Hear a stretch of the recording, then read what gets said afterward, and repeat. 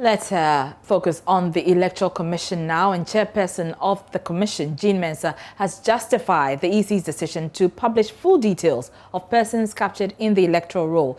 She argues that the Commission breached no law because they are mandated by law to publish the details of registered voters. She says the list has been pulled down because of technical issues from their website.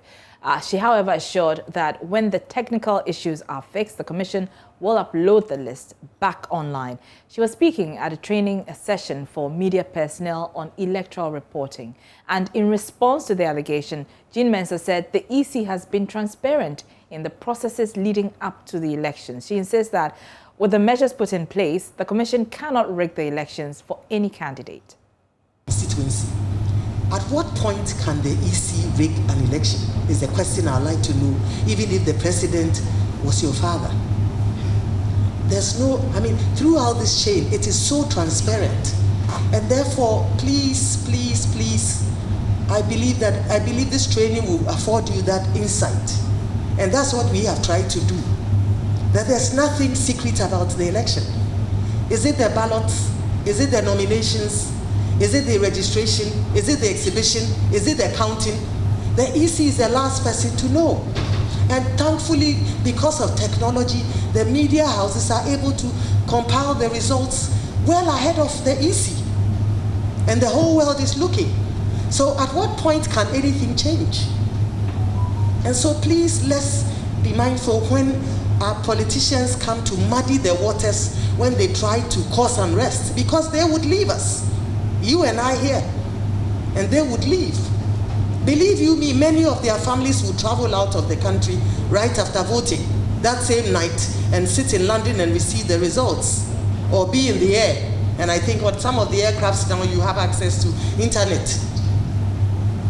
So please, let's be mindful. There is no point, because you are partners in this. You are monitoring the process. You are collating the results. When a politician comes and says the EC is in bed, you should ask him in what way? And for your attention, since our appointment as the chair and deputies, or maybe I should speak for myself, I have met the president on 2 occasions only, and those have been official. So you heard the EC chairperson, Jean Mensah, responding to claims by particularly the NDC of who've been questioning her neutrality in this whole process leading up to December 7. But my colleague, Kwesi Parker-Wilson, is at that training workshop. He joins us on the line via Zoom with more on this. So, Parker, what assurances has the EC chairperson been making to the NDC, especially with regard to how the election will be conducted to ensure fairness? Right, so for her, there's no cause for alarm because there are systems in place to ensure that this election is transparent, credible, and fair. And the systems that have been put in place are such that no commissioner or an official of the EC can rig the election on behalf of any political party. And she went on to even make the point that if the president were to be your father, your uncle, or even your brother, there was nothing he could do about it if the people reject him. So she believes that the elections are won at the polling station. And as a matter of fact, they have just put everything in place for a transparent and a credible election. No party should raise any alarm. No party should be worried. And even indicated that with the packaging of the ballot papers, the political parties themselves have a seal. So the EC will put their seal on, and all the parties as well will come and put their seal on in order to ensure the integrity of the ballot papers that are being sent across the country. And so there's no cause for alarm at all. This election will be transparent. So that has been the point that she made to us, an assurance he gave to the political party. Let's go back to the issue of the electoral roll being published on their website, which was later pulled down. She's been explaining or giving further details of why they decided to pull it down. Tell us about that. Yeah, so that was a direct question I asked Araba.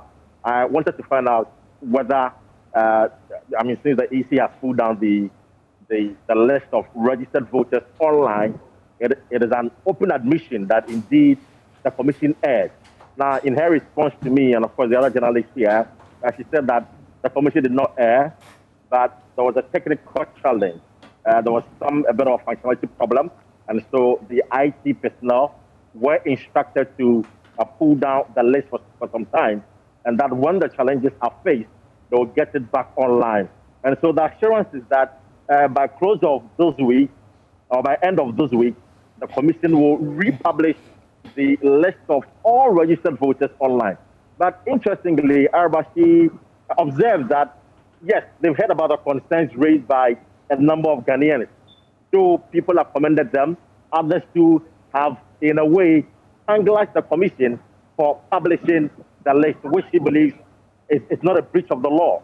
But they are considering whether they will take some details out of the list, because one of the key concerns people raised was the fact that the EC published the age and voter ID numbers onto their website. And that was a source of worry to many.